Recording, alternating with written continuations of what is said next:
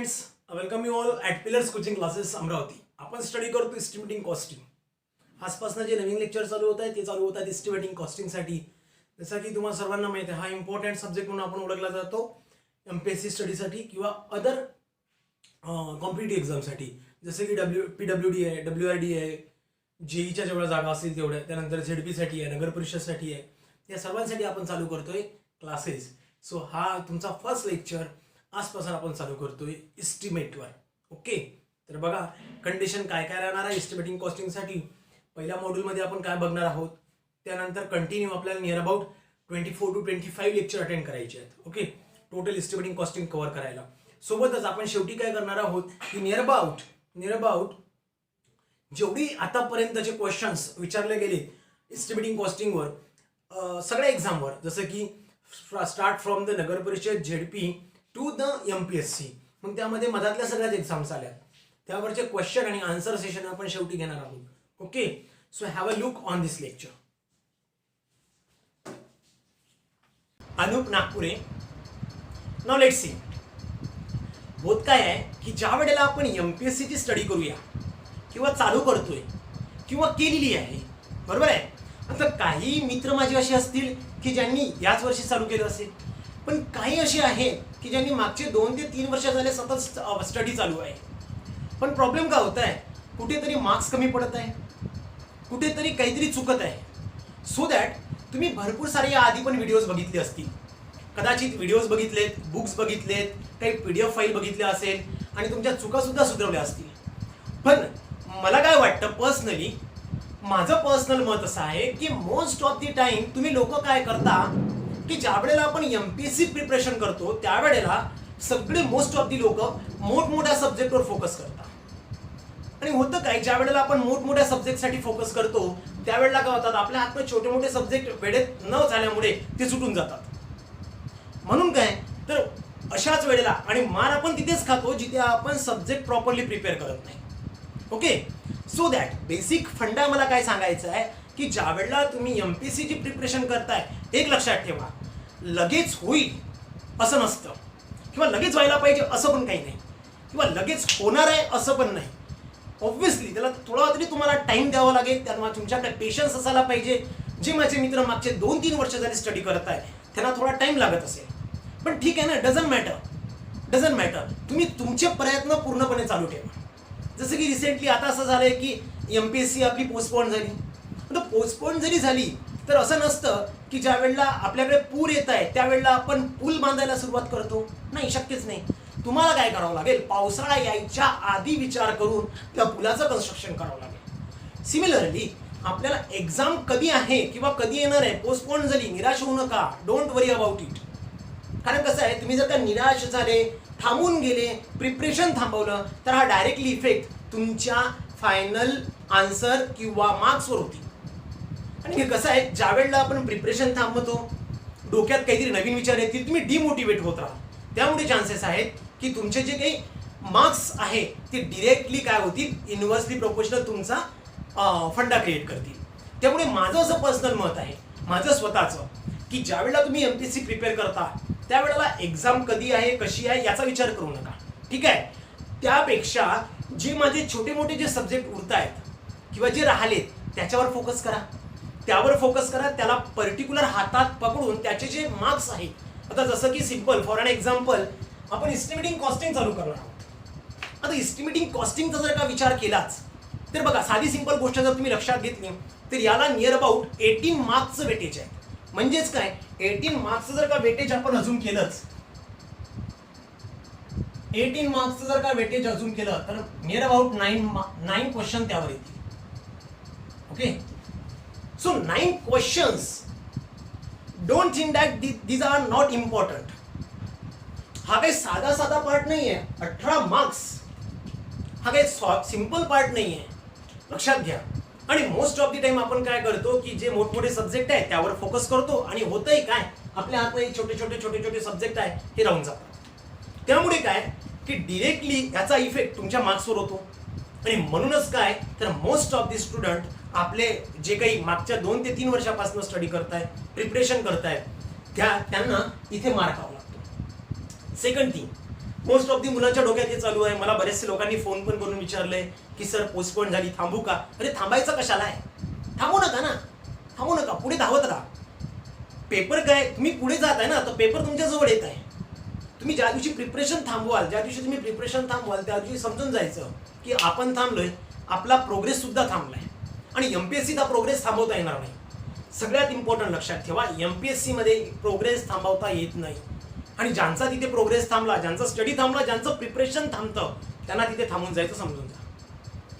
एक लक्षात ठेवा, असं समजून चला, लास्ट चान्स हाच आहे माझा, लास्ट चान्स आहे. आणि या वेळेला काही पण झालं तरी मला एमपीएससी मारायची आहे, कोणीही परिस्थितीत. इट डझंट मॅटर मी किती स्टडी करतो, किती तास करतो, काय करतो.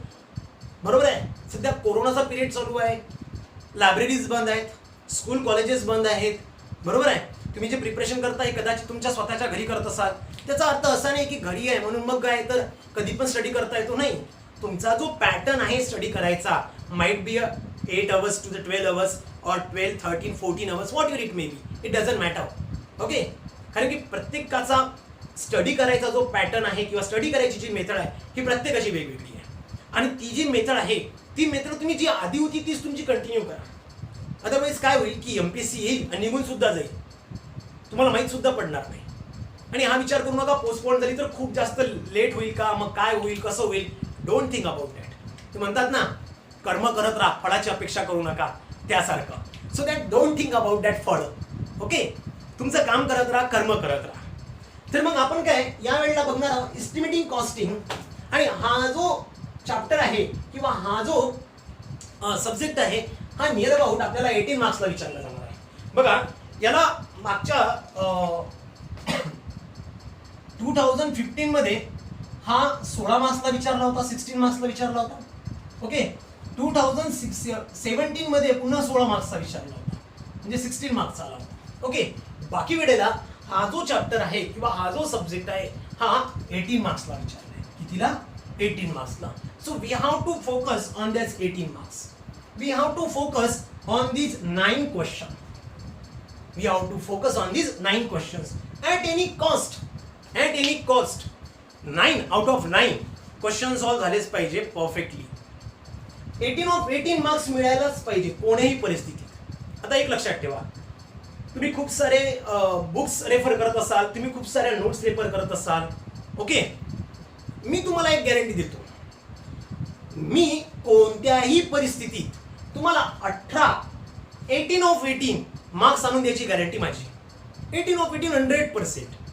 I will start from the estimating to the last part of this tender or contract.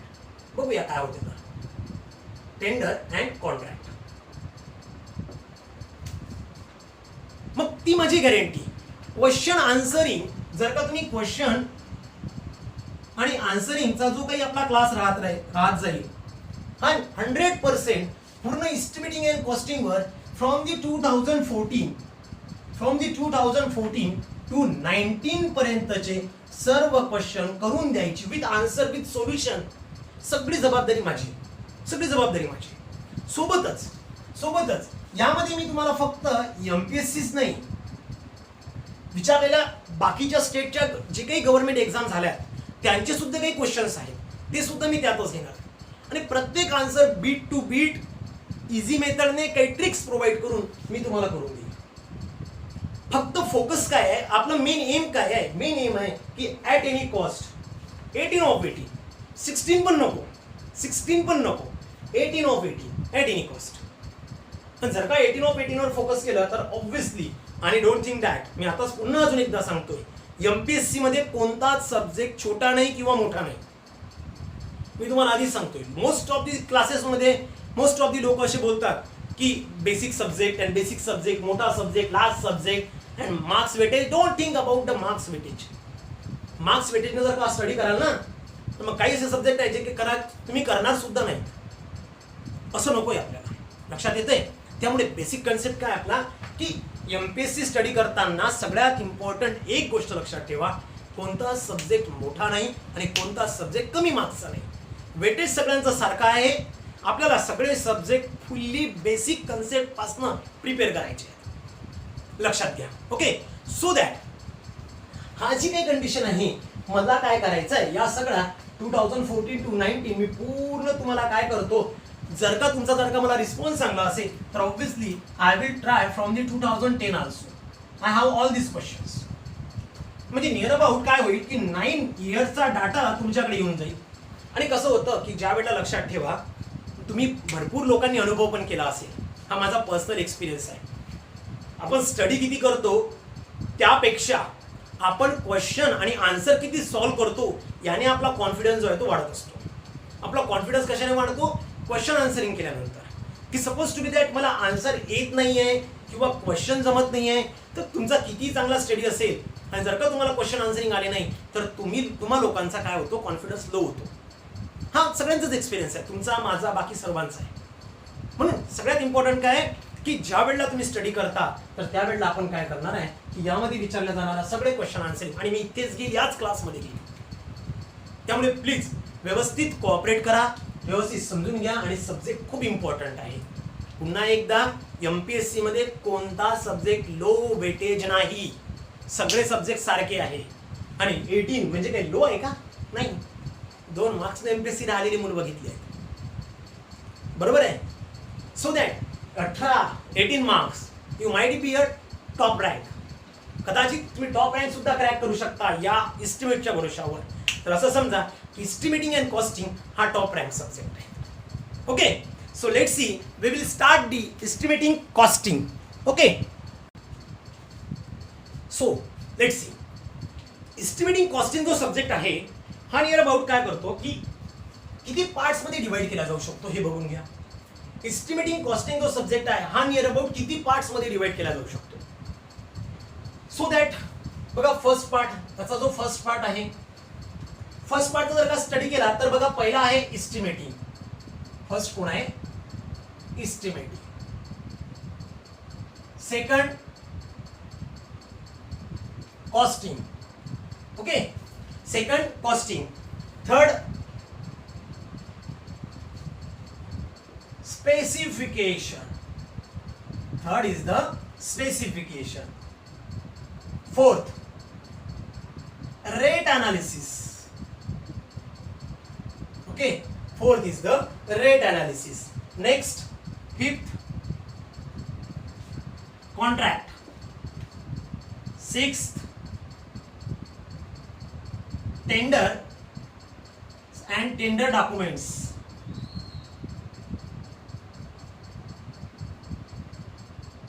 Okay, and the last one is that valuation.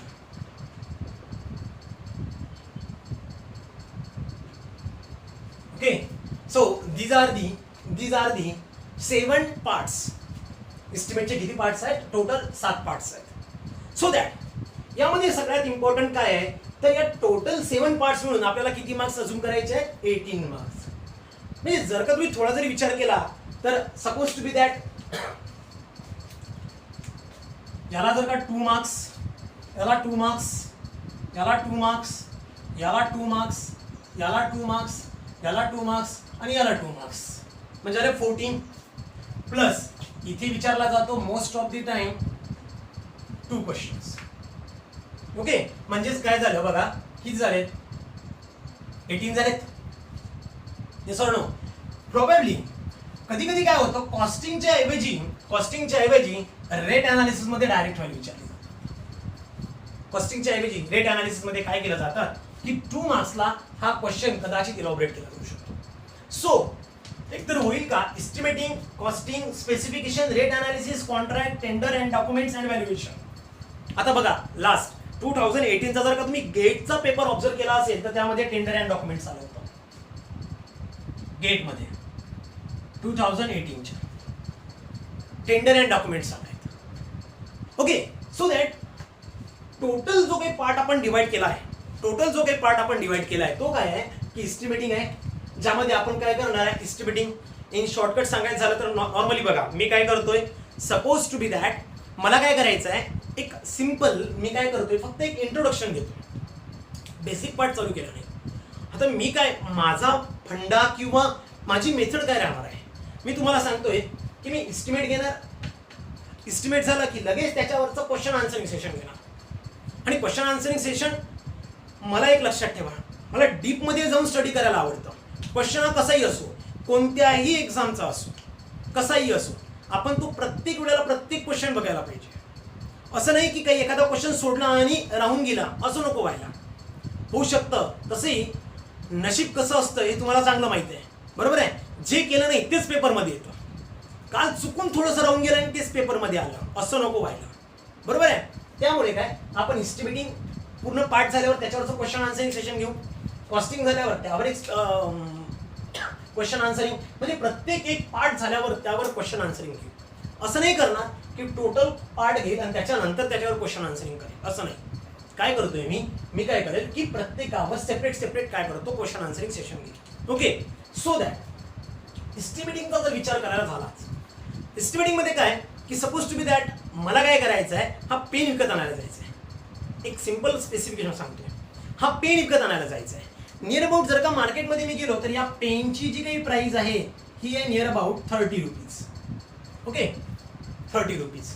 पण झालंय काय, मी काय केलंय, मी माझ्या बाईकने गेलोय किंवा बाय ऑटो गेलो, ऑटोने गेलो तर 10 रुपये मला जायला लागले आणि 10 रुपीज मला परत यायला लागले. काय झालंय, 10 जाण्यासाठी 30चा पेन आणि 10 रुपीज परत येण्यासाठी, म्हणजे टोटल मला ज्या वेळेला घरून पैसे घ्यायचे असतील, जर का मला घरून पैसे घ्यायचे असतील तर माझं इस्टिमेट मला तयार करावं लागेल. मी पेन विकत आणलाय का नाही, मला हे सर्व कधी करायचं आहे, पेन विकत आणायच्या आधी. म्हणजे इस्टिमेट काय आहे, इस्टिमेट काय आहे की before the execution of any project, before the execution of any project जी प्रोसिजर केली जाते त्याला आपण इस्टिमेट म्हणू शकतो. त्याला आपण काय म्हणू शकतो, इस्टिमेट म्हणू शकतो. मग माझं इस्टिमेट किती रुपयाचं झालं, टोटल 50 रुपीजचं. माझं इस्टिमेट किती झालं, टोटल 50 रुपीजचं. मला किती रुपयासाठी इस्टिमेट काढायचं आहे, 50 रुपीजसाठी. आता मला एक हे तुम्ही आधी काढलं, पण ही जी काही कॉस्ट आहे, ही जी काही कॉस्ट आहे ही कोणती कॉस्ट आहे, प्रोबॅबल कॉस्ट आहे, अप्रॉक्सिमेट कॉस्ट आहे. परफेक्ट कॉस्ट आहे का नाही आहे, ही परफेक्ट नाही आहे. तुम्हाला 30 रुपयाचाच आहे पेन असं नाही माहित आहे, ही माझी प्रोबॅबल कॉस्ट आहे. It might be 25, it might be 35 होऊ शकतं. तर मी एक रफली व्हॅल्यू काय अजून केली, 30 रुपीज प्लस हा 10, these are the travelling expenses माझे. ओके, म्हणजे माझं टोटल इस्टिमेट किती झालं पेनचं, 50 रुपीज. म्हणजे मला जर का इस्टिमेट पेनसाठी काढायला सांगितलं तर मी इस्टिमेट कितीचं यायला पाहिजे, 50 रुपीजचं. तेच आपल्याला या इस्टिमेटमध्ये करायचं आहे की मी काय करतो, कोणतंही कन्स्ट्रक्शन एक्झिक्यूट करायच्या आधी 2 प्रोसेसमध्ये त्या इस्टिमेटला डिवाइड करतो, approximate and detail. Approximate and detail, त्या अप्रॉक्सिमेट आणि डिटेल इस्टिमेटला ज्या वेळेला मी डिवाइड करेल त्या 2 मेथडमध्ये, तर त्या 2 मेथडचा आपल्याला काय करायचं, स्टडी करायचा आहे या मेथडमध्ये. मग त्यामध्ये मी बाकीच्या पण सगळ्या गोष्टी आहेत. ओके, एकदम बेसिक आणि व्यवस्थित बघू, फक्त लक्ष देत राहा, व्यवस्थित समजून घ्या. कुठेही काही क्वेश्चन आला तर कमेंटमध्ये करा. Okay, so that second costing. Costing काय लक्षात ठेवा, मी तुम्हाला व्हॅल्युएशनमध्ये व्हॅल्यू, प्राइस आणि कॉस्ट या तिन्ही याचा डिफरन्स सांगणार आहे. त्यापैकी काय कॉस्टिंग आता बघतोय.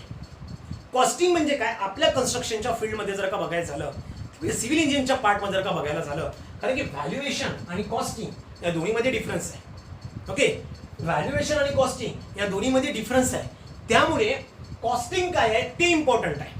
कॉस्टिंग म्हणजे काय, एखाद्या पर्टिक्युलर आयटमचा पर्टिक्युलर रेट माहीत करणं, त्याला आपण कॉस्टिंग म्हणतो. आता आयटम काही पण असू शकतो, आयटम काही पण असू शकतो.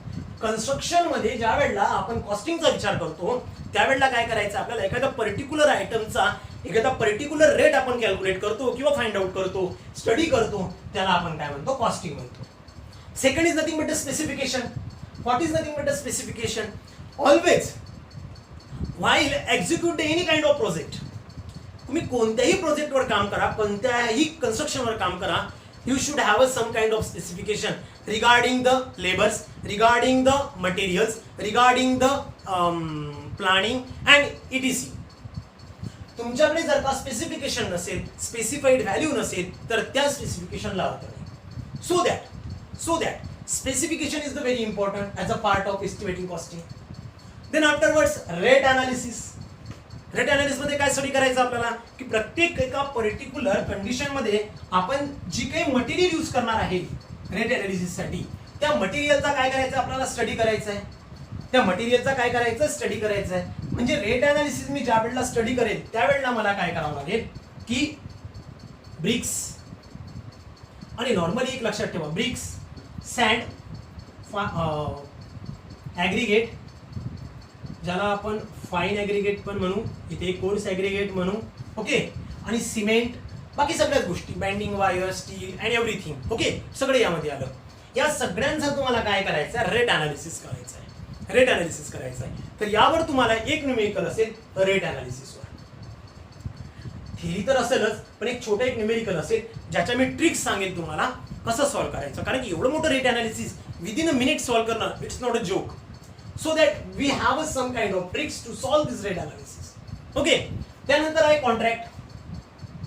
त्यानंतर आहे कॉन्ट्रॅक्ट, की कॉन्ट्रॅक्ट का कोणत्या पद्धतीचा असायला पाहिजे, कसा करायला पाहिजे, लिगल, इलिगल, त्याचे काही फीचर्स काय असायला पाहिजे किंवा काय कंडिशन असायला पाहिजे, हे आपण स्टडी करणार आहोत कॉन्ट्रॅक्ट्समध्ये. Then second last tender and tender documents.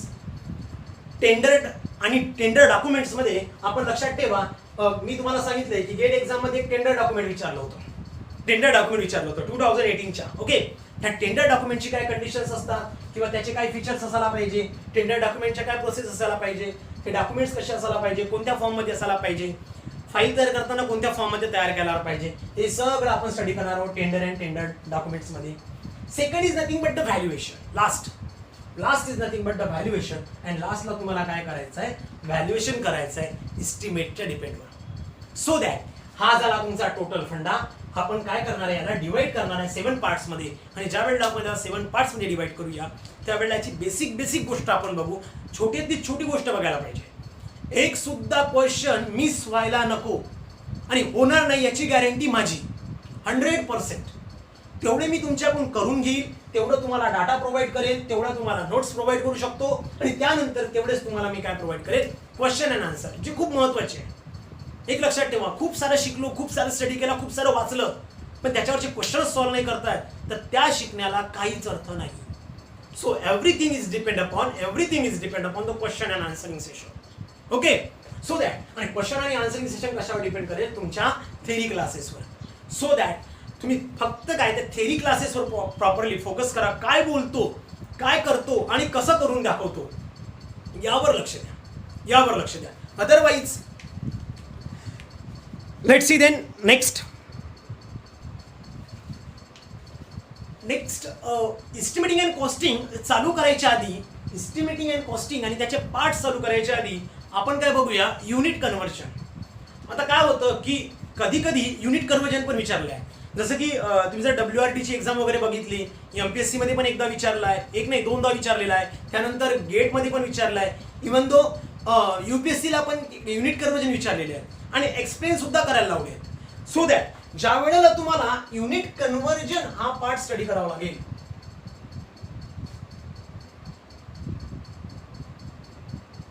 Unit conversion. आता होतंय काय, मोस्ट ऑफ दी स्टुडंट लोक फक्त युनिट पार्ट करतात आणि डिरेक्टली काय तर 1 मीटर 3.28 फीट ह्या टाईपमध्ये जर का पार्ट केलं तर तुम्हाला अजून प्रॉब्लेम येईल. ठीक आहे, मीटर फीट ठीक आहे, स्क्वेअर आला तर काय कराल, क्यूब आला तर काय कराल, मग कंडिशन कशा सॉल्व्ह करायच्या किंवा हे युनिट कन्वर्ट कसं करायचं, ह्या सगळ्या व्हॅल्यू तुम्हाला माहिती असायला पाहिजे. जसं की जर का तुम्ही ब्रासचा विचार केला, 1 ब्रास, ठीक आहे ना, 1 ब्रास. आता जर का तुम्ही 1 ब्रासला स्टडी केलं तर 1 ब्रासला आपण फीट स्क्वेअर मध्ये पण कॅल्क्युलेट करू शकतो, बरोबर आहे, किंवा स्क्वेअर फीट मध्ये किंवा क्यूबिक फीट मध्ये पण कॅल्क्युलेट करू शकतो. ऍक्च्युली त्याचं दोघांचे आन्सर सारखंच येणार आहे, पण 100 स्क्वेअर फीट आणि 100 क्यूबिक फीट हा दोन्ही गोष्टी कधी यूज करायच्या, कशा यूज करायच्या, हे सुद्धा काही कंडिशन्स आहेत. ओके, सो दॅट जसं की ब्रास आहे, त्यानंतर मीटर आहे, इंच आहे, ह्या मोठ्या युनिट पासून छोट्या युनिट पर्यंत सगळ्या इस्टिमेटच्या तुम्हाला युनिट्स तुम्हाला माहित असायला पाहिजे. डायरेक्ट सब्जेक्ट स्टार्ट करायच्या आधी तुमच्याकडे काय माहित असायला पाहिजे की युनिट कन्व्हर्जन असायला पाहिजे, how to convert the units. Okay, so unit conversion हे जो काही आहे आपण नेक्स्ट पार्ट मध्ये बघूया, युनिट कसं कन्वर्ट करायचं, आणि एस्टिमेटिंग कॉस्टिंगचा जो पार्ट आहे आपण नेक्स्ट लेक्चरमध्ये बघूया. Thank you so much.